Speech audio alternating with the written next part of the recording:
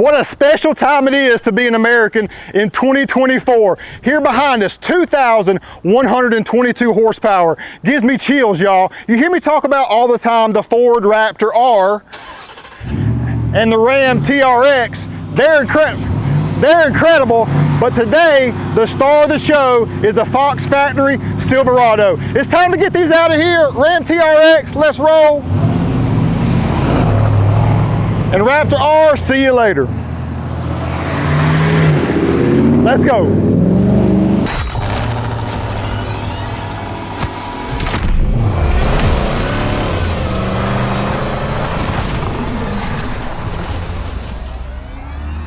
The obvious thing is power. Is it adequate enough to compete with the Ram TRX and Raptor R? Yes, it is. L87, 6.2 liter, small block Chevy, 700 horsepower via Gen 5 Whipple 3.0 twin screw. Amazing. It sounds glorious and it's got all the power to back it. 700 horsepower, 640 pound-feet of torque.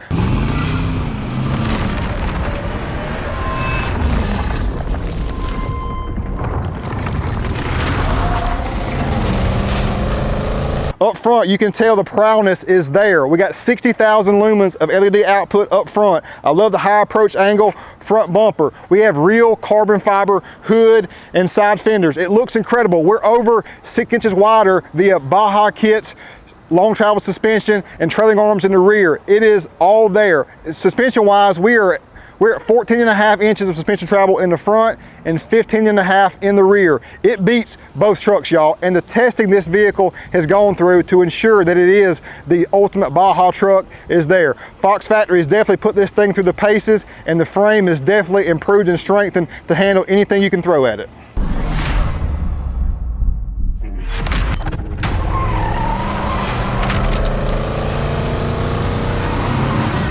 You know, the shoes on your feet and the shoes on your ride make a huge difference to your boy. 37, 12.5, 17 BFG KO2s. It was the obvious choice, y'all. The great tire as far as giving you well-rounded capability on-road and off-road. A proprietary wheel made just for this vehicle, Method race wheels, and 17 by 8.5 with bead grip technology. You may be asking, why are there not simulated bead locks or bead lock bolts on the outside? Because bead grip technology from Method to adhere that tire from the inside, so you do get more confidence while off-roading. Suspension wise, as I mentioned, the Baja kits, long travel, Fox live valve, 3.2s with fin remote reservoir, which are semi-active suspension system that really dials in thousands of times per second to the ever-changing conditions, speed, etc. I love how Fox incorporated not painting some of the fender flares so you see the actual carbon fiber there. To me, if it was all black or all carbon fiber, it wouldn't be just right. To me, they nailed it right here. Look out back. This just fires me up seeing the dual live valve, compression and rebound controls, and that fin remote reservoir, the Fox 3.2s for superior ride quality both on and off road gets me fired up.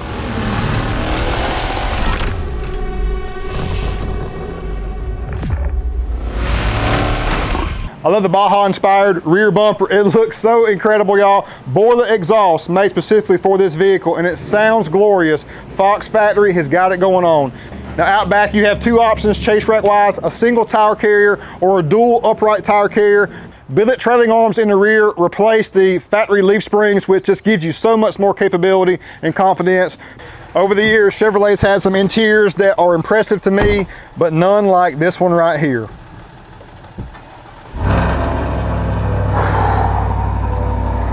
Gets me every time, y'all. What I've noticed on the new display, you've got a 14.5 inch display here, and of course the in-cluster display. It is so precise and sharp. It looks so premium and easy to read as well.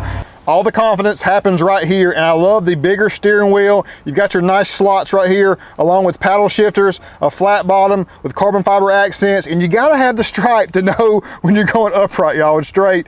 Over here, we got the Fox shock management system. Makes it super easy to dial in the parameters to get your right shock package for the right terrain, and auxiliary switches for ease of use for all of your lighting needs. Hood is so light, true legit carbon fiber hood. That is amazing. Weight savings make a huge difference. Under the hood, look at that Whipple bad boy right there. You see the engine strut brace right there? This is a pre-production model, so it will be a little bit cleaner overall, but just to get it out there, this looks incredible. It gives you more confidence knowing that everything is strong integrity-wise. Now, you know, I don't know about you all, but I'm tired of talking about this thing. Let's go drive it.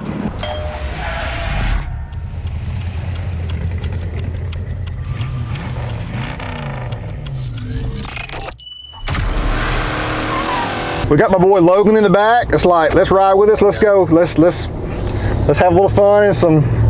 Take me on a joyride. Let's do it. So right now we're in on road as far as our shock setting over here, and I just love how it's easy and it's right here out of the way. It's illuminated also. It just looks very premium. Steering wheel feels great. I usually drive when I'm spirited driving. I usually tend into it, and I love that they got the little notches for your thumb. Feels good.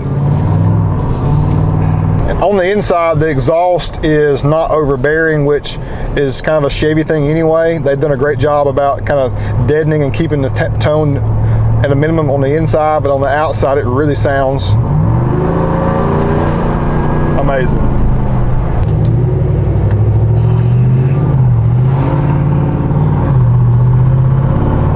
It sounds so good.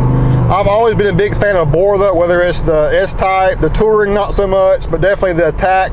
They sound really good, and no drone on the inside at all. There's no worry about a drone on this one. The inside is very toned down. I don't hear anything. We're going 50.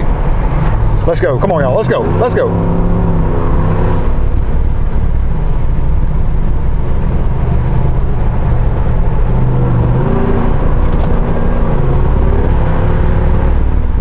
Well, the power is just there. It spools up really quick. I've driven one Raptor R with a Whipple, and this is more comparable to that than the stock Raptor R. I'm impressed. The Raptor R and the TRX, the whine is a whole lot more prevalent on it, but they all kind of have a slight lag to spool up. Boost wise, this one's a lot more instant.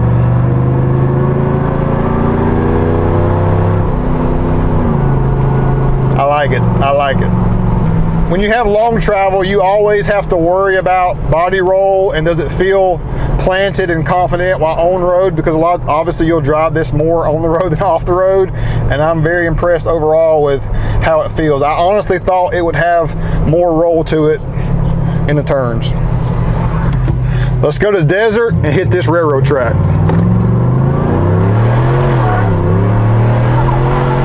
Little wheel hop. There we go. There we go. And that was not even intended. Like that was awesome. Yeah, it's like there was a railroad we just went over, y'all. Like we usually test the. Whenever we do a lift on a truck, whether it's Everest or Covert, we usually ride over that railroad track. It's kind of my gauge to see how well it's centered and controlled. And like, what railroad?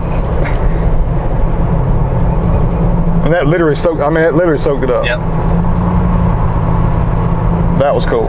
I don't know how many miles have been on this vehicle, but we're at 9.9 on fuel economy right here, which Ram TRX, I know a lot of the guys that own those, they're in that 7.5 to 8.8-ish, and the Raptor R's, 10-ish or so. So we're right on par for it, y'all, right on par. So Nate just told me this is essentially the only time it's been on the pavement. It's been out tested at Baja. So if we're getting right at 10 miles a gallon and it's been pushed hard in the desert, that's impressive.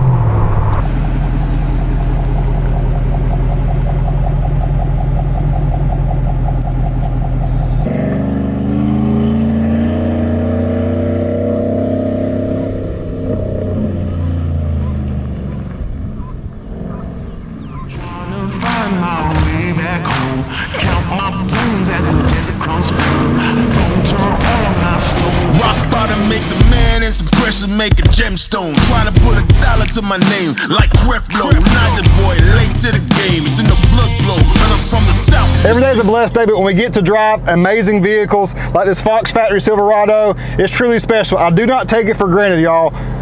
And I truly love bringing you all insights and information on everything auto, but when we do performance trucks like this, it really fires me up. This truck has been one that has exceeded my expectations. Of course, we're part of a Ford dealership and Ram dealership as well, so naturally, you would think I would knock this truck or try to pick it apart. There's nothing I can tell you negative about this truck. It has everything that you would need out of a performance truck as far as a daily driver or off-road, do anything. And actually, I like the truck so much, I think I'm gonna steal it from Nate. Peace out. Man, it's a pressure, make a gemstone. Trying to put $1 to my name like Creflo. Not the boy, late to the game. It's in the